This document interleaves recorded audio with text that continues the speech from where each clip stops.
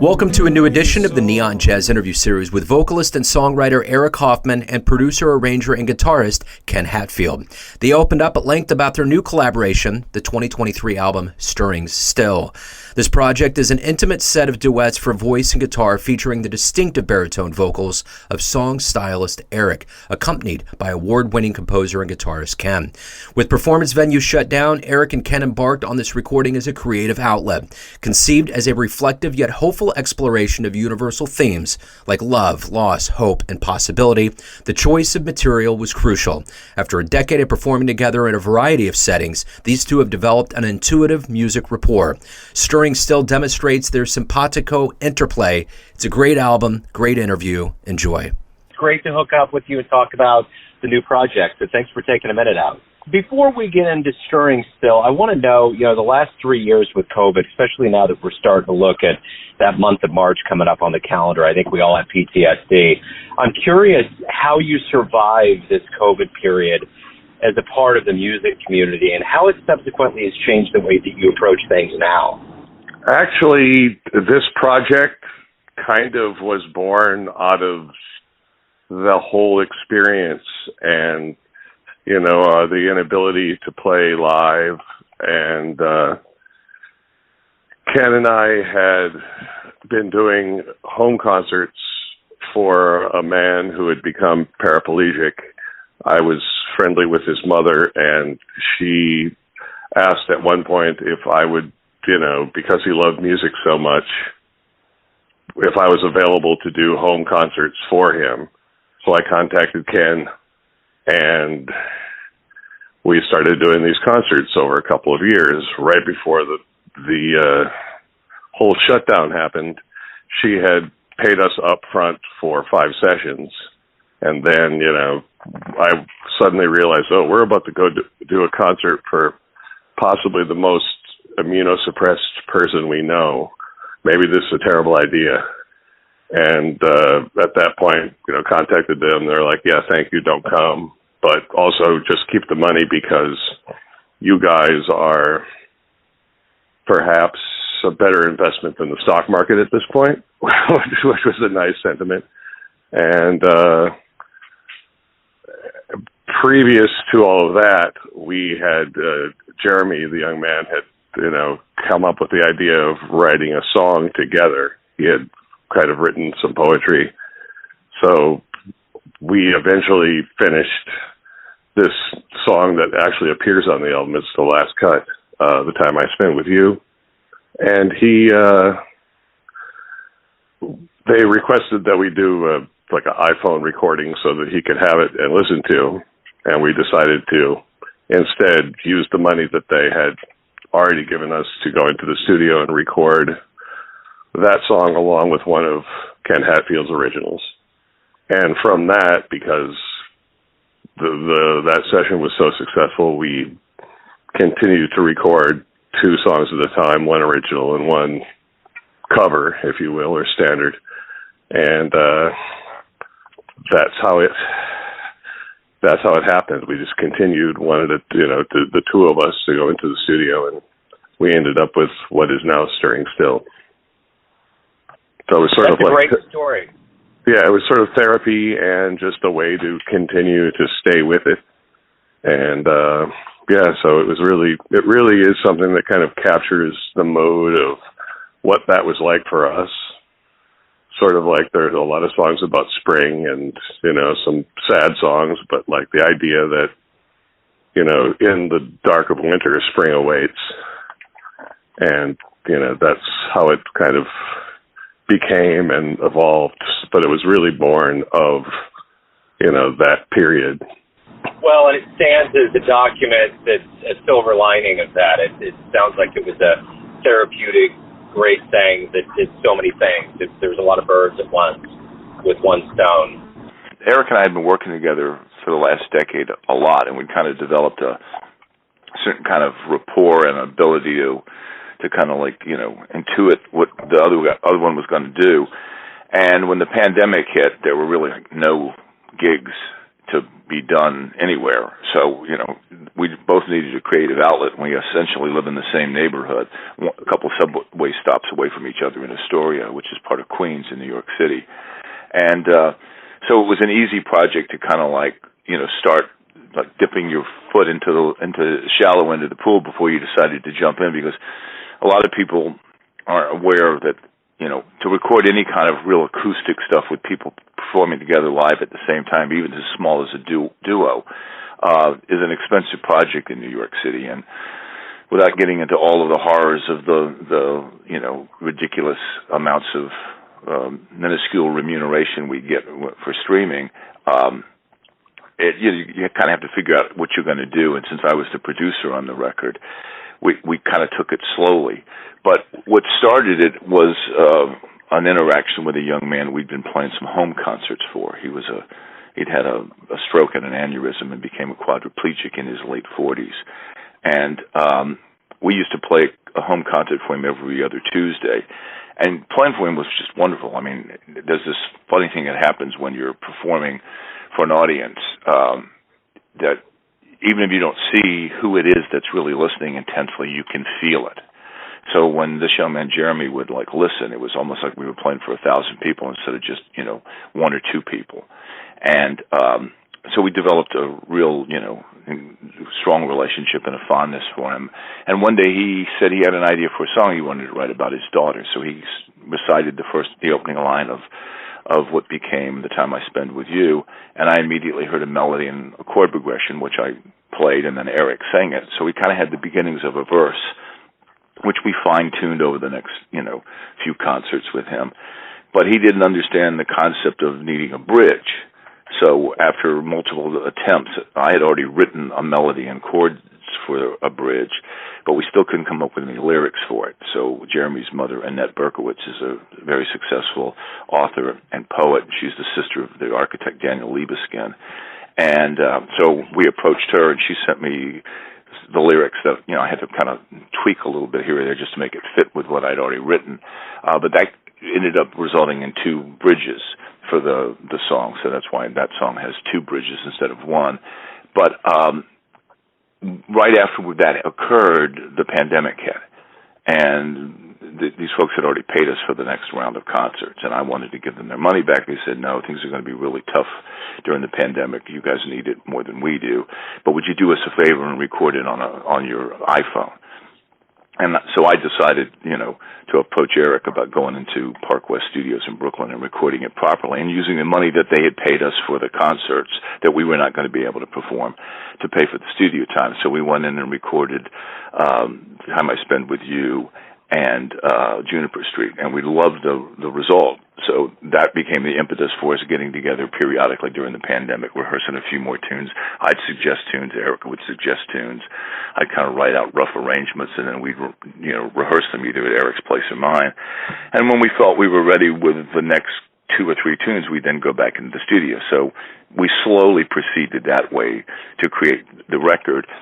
And the only guiding principle behind it was just doing what we wanted, but we were kind of aware that it should feel like what it felt like to be going through the pandemic in New York, since that's a reflection of our lives. And while it's not humorous in the same way Boccaccio's Decameron is, it was kind of envisioned as something like that, which is, hey, this is something that you can, go to for some kind of respite from the horrors of the what's going on during the pandemic. Because in New York especially, we lost a lot of people. I mean, I lost dozens of colleagues, people I'd worked with for years. Ian Finkel comes to mind right away. We've been working together for 40 years.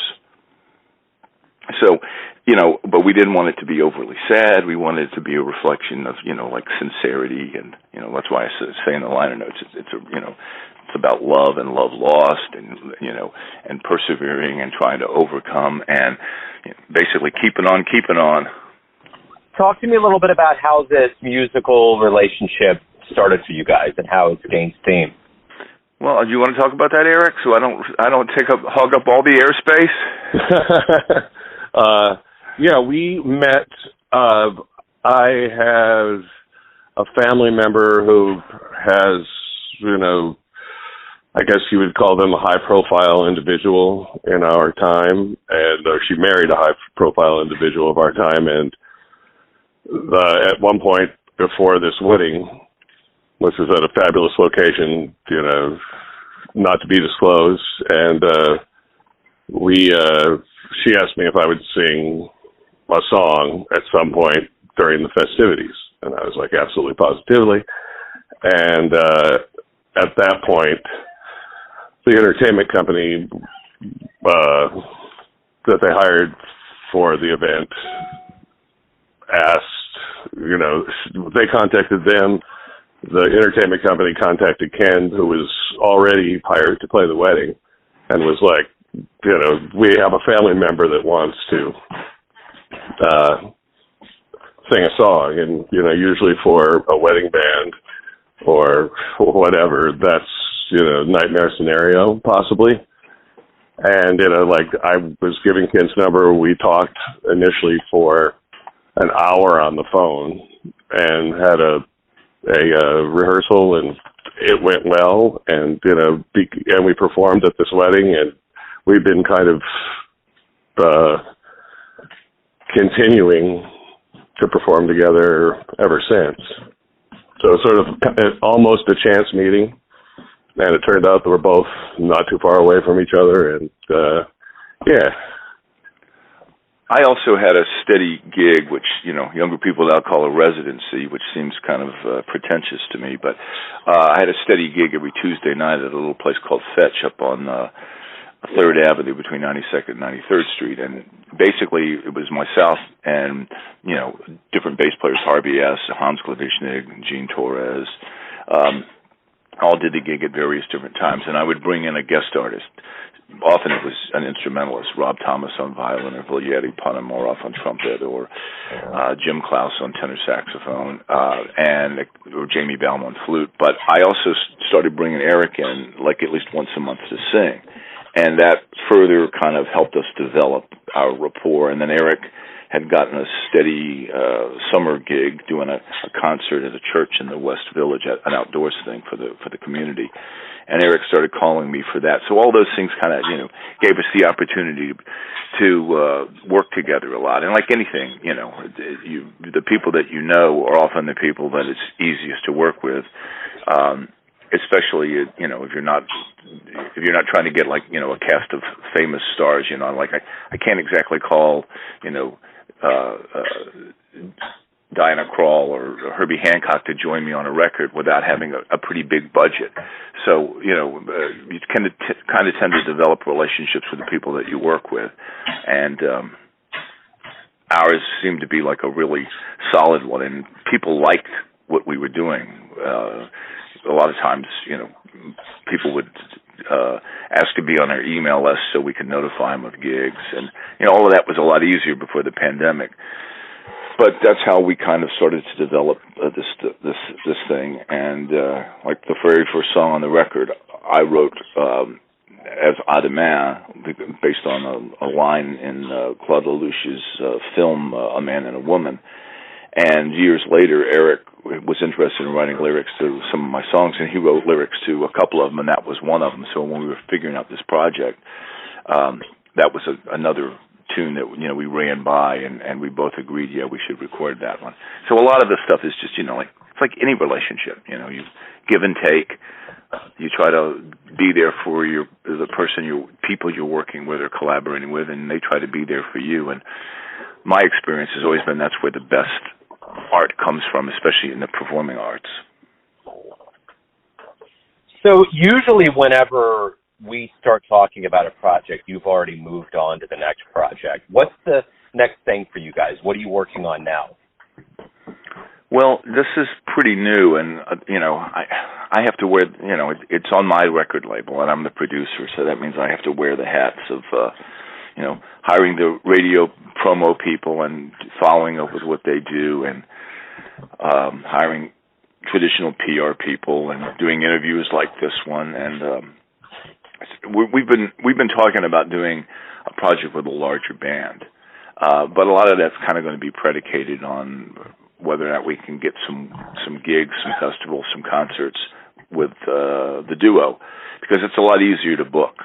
You know, in addition to the difficulties you run into nowadays with, you know, getting paid so little for the format that most people use, which is streaming. In addition to that, you got to travel, and over the last 20 or more years, the travel thing for performances has changed a lot. Nobody gives you signed contracts with 50% deposits, and they don't provide you with hotel rooms or airplane tickets anymore. You have to basically purchase all of that in advance and then hope when the gig's over, the promoter or the club owner actually pays you what they said they were going to pay you, because as soon as you finish in town A, you got to move on to town B. And that dramatically complicates, you know, how much money you can afford to invest in the tour that would support the record if nobody's buying the record. And I mean, I don't know if you know, but the statutory rate for streaming, a lot of streamers pay a little bit more than this, but the statutory rate is 0.0026% of a penny for commercial subscription streams and 0.0021% of a penny for commercial non-subscription streams. It's so bad that the British Parliament concluded in a study they did of this last year that 85% of all the musicians on the streaming services are generating less than $250 a year in income. So, you know, you spend thousands of dollars to make a record, thousands more to promote it, and if you got to get some gigs. So, you know, we felt this is an easy thing to book. Eric needs a microphone. I need a microphone in front of the classical guitar that I'm playing, and we can play anywhere that's got a PA system and 2 microphones. But again, you're trying to book stuff now. The landscape has changed so much. You know, you'll have somebody say, well, what's your social media following? And I'll go, well, I got 5,000 friends on Facebook. And then they'll say, well, you want us to book you in St. Louis. How many of those 5,000 followers on Facebook live in St. Louis? How the hell do I know? Our plan is to do a larger project, probably 2 horns, because Eric's a really great trombone player, guitar, bass, drums, and a Hammond B3, because I used to work with Jack McDuff and Jimmy McGriff and all those Chitlin Circuit organ groups, and Eric likes that music a lot, and so we kind of have an affinity for that, which would, you know, be a more fleshed out project. But again, that, you know, the money's got to come from to pay for the studio time and the musicians, and if nobody's buying the recorded music, you got to get gigs. If there aren't any gigs, where does the money come from? Well, let's stay in the present here, and I want to know, where can folks pick up Stirring Still and find out about anything as this year kind of opens up and the live music venues open up? Where's the best place for them to figure out what you're doing live or anything else you guys have done? Well, I've got my website, kenhatfield.com, and there's a music page where they can, you know, go and purchase any of the 11 CDs I have out as a leader. The most recent one is Stirring Still, so that's the first one that pops up. Right now it's available for digital download or buying physical CDs. We're doing a run of vinyl, which will be available in June, and Eric has his own website as well. What's the URL, That's Eric? EricHoffmanmusic.com. And so those are places where you can find out what we're doing, and those are also places where you can access. You can get the links to do digital download. I mean, we set this up for 22 different streaming platforms, in addition to physical CDs and digital downloads from my website. And as I said, there'll be vinyl in June. As an aside, a young friend of mine who's really into vinyl was excited about that. But an older friend of his said, "Why would anybody do vinyl?" So he said, "Why? How do you explain why you're doing vinyl?" And I said, "Well, the current rate for vinyl that people are paying is $30 for a vinyl record. At the 0.0026% of a penny per stream rate, that means to make the same money from streaming that I can make from the sale of one vinyl record, or we can make from the sale of one vinyl record, I have to have 11,538 streams." Well, that kind of explains the math pretty vividly. So, I hate to sound like a business person, but it's Monday, and even though it's a holiday, I'm dealing with the business end of this record most of the morning. So that's kind of front and center. The truth of the matter is that we do it for the music more than anything else. But I can't write a string quartet if I'm homeless living in the subway in New York City. So you got to be able to keep a roof over your head, clothes on your back, and food on the table. And the whole digital paradigm shift presented something that I don't think most people questioned. I don't know if you've ever read Jaron Lanier, but he has a great book out called Who Owns the Future? And in it he says, if you get something for free on the Internet, you're not the customer, you're the product. Yeah. And people don't question why they're getting these things for free. You really think somebody's giving away my music or Eric's music or our music out of the goodness of their heart? They figured out how to data mine and surveil your activities, and they figured out how to attach advertising to it. The irony is that there are laws that protect the digital service providers when they facilitate what would otherwise be illegal, things like copyright infringement. In particular, a law called the Digital Millennium Copyright Act from 1998 has a clause in it, Section 512, which is a safe harbor that basically says if somebody steals our music and puts it on YouTube, I can't go after YouTube or Google. I got to go after the person who actually uploaded the stuff illegally, but they are so lax in their requirements about what they'll let people upload. In the early days, I could have literally said I owned the rights to Sgt. Pepper's and uploaded it, and they wouldn't have questioned it, because their legal view of things was once you say you have the right, the onus is on you, not on them. And the laws were written that way at the dawn of the digital paradigm shift because nobody really knew what was going to happen. Back then, people were using dial-up modems. It could take you 45 minutes to download a song. So a whole industry has been created on the backs of content creators using their content as clickbait for what is essentially a surveillance economy. And the wealth that's come from it has not been shared with the people that create the content that's the lifeblood of the system. So in addition to trying to create music and put it out into the world, I've also been forced to become an artist rights activist, trying to fight and champion the cause of my fellow musicians who are getting far less than a fair deal right now from the streaming services. Radio, like what you do, is so important because it's a different business model. Even if you do stream the music, it's like you guys take the time to tell the people who the musicians are. I was telling somebody the other day, the guy who invented the MP3, he didn't think that metadata about who the sidemen were important. Well, that's if I'm going to listen to Miles Davis's band, I want to know whether Ron Carter or Paul Chambers is playing bass. Yeah, I want to know who's playing drums. I want to know is Wayne Shorter or Coltrane playing saxophone. Those are things that you want to know. And for somebody to assume that nobody cares about that would be tantamount to saying I'm a fan of the New York Yankees, but I don't know who the shortstop is. That inside baseball is what makes being a jazz fan fun. And the entire system has eviscerated that. You can't find that information easily.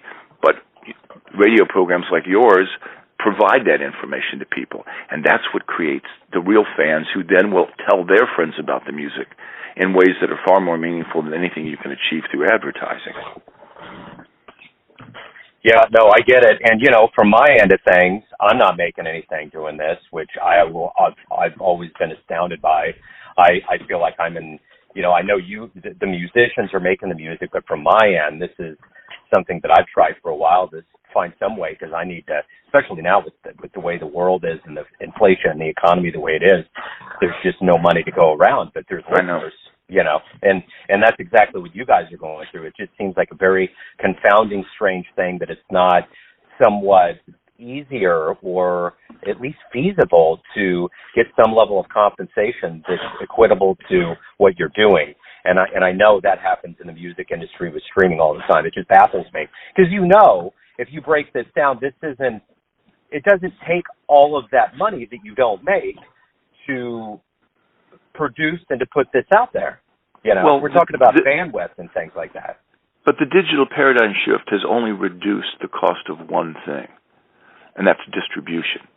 It hasn't reduced the cost of the production of a product, especially if you're musicians that want to play acoustic instruments together in the same room at the same time in a big city where the cost of rent for people that are going to have a professional recording studio is exorbitant. Now, maybe the world in the future will be content with sampled sounds that you can assemble and then go into the closet in your bedroom with a microphone and either sing or rap or play over top of that. But I'm sorry, in my experience, jazz is a team sport. You're playing together, you're having a conversation. I can't record my part of the conversation, in Ohio, and then have your response in Boston, and have anything that resemble anything that feels like a real jazz performance. And I just don't think people questioned any of that. I think the powers that be, as this evolved, even though a lot of them started out being really positive and supportive and wanting to say things like "do no evil," once you get into the actual capitalist part of raising the money, you realize how vulnerable you are. I mean, the laws changed dramatically in this country in terms of antitrust and investments and stuff like that during the Reagan years. And, it's taken a long time for us to see all of the implications of it. I used to write a lot of music for film and television, and I got to see firsthand when it first happened what they were doing, because companies like Ted Turner's, whether it was CNN or TNT or TBS, he claimed that he shouldn't be restricted by the FCC because he wasn't broadcasting over the airwaves.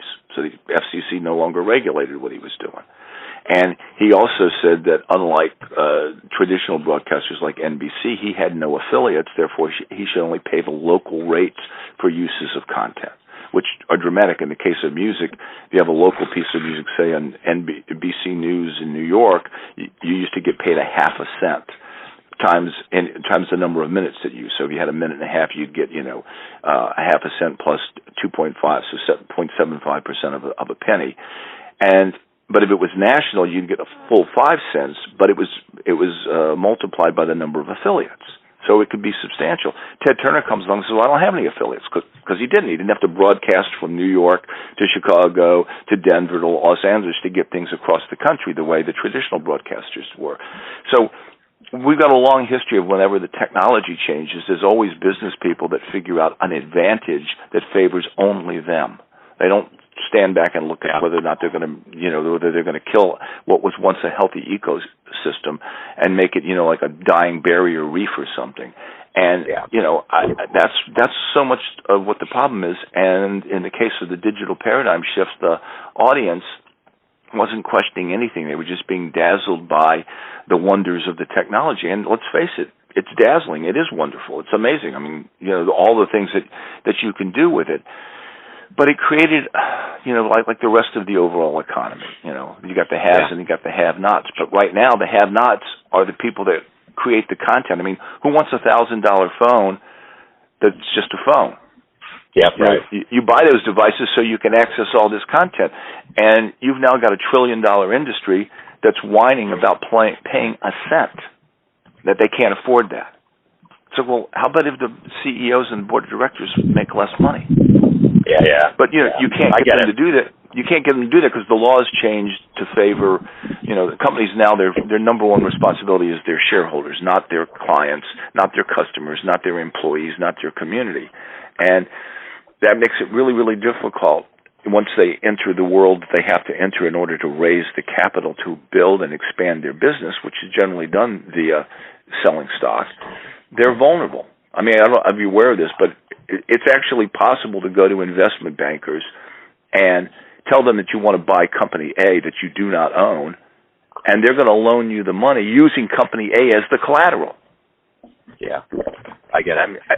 So how does a company come along and try to treat the musicians fairly in that environment? Yeah, I understand. I totally understand. Yeah, it's a snake eating its own tail sometimes. But, gentlemen, to kind of end on a good note here, I just want to make sure that everyone 100% knows where to go to get the music. I'm looking forward to playing it on the show. I appreciate you taking time to explain it. It sounds like it was a wonderful project. Indeed. We're really proud of it and happy with it. It came out, exactly the way we wanted, and we, it's folks like you that give people the opportunity to hear it, that spreads the word, and that's really the only way that art can have any impact in the current time. I mean, it's I told somebody recently of Bach and Beethoven and Bird and Coltrane, and all came back from the dead, and were playing. They wouldn't get a gig playing at the halftime of the Super Bowl because they're not visual enough. Absolutely. People look at music. They don't listen, and the real truth of the matter is what music has to teach us that the other arts cannot teach us comes from attentive listening. For sure. Well, I'm looking forward to putting it on the show. I appreciate you illuminating the backstory and getting it out there. I'm looking forward to spinning it. So, gentlemen, thank you. I appreciate it. Joe, thank you very much. Thanks, Joe. Thanks for listening and tuning in to another Neon Jazz interview, where we give you a bit of insight into the finest players and minds in New York, Kansas City, and spots all over the world, giving fans all that jazz. And thanks to both Ken and Eric for their time and cool. If you want to hear more Neon Jazz interviews, you can find us on Spotify or Apple Podcasts. Subscribe to us at YouTube, and for everything Neon Jazz, go to theneonjazz.blogspot.com. Until next time, enjoy the jazz, my friends.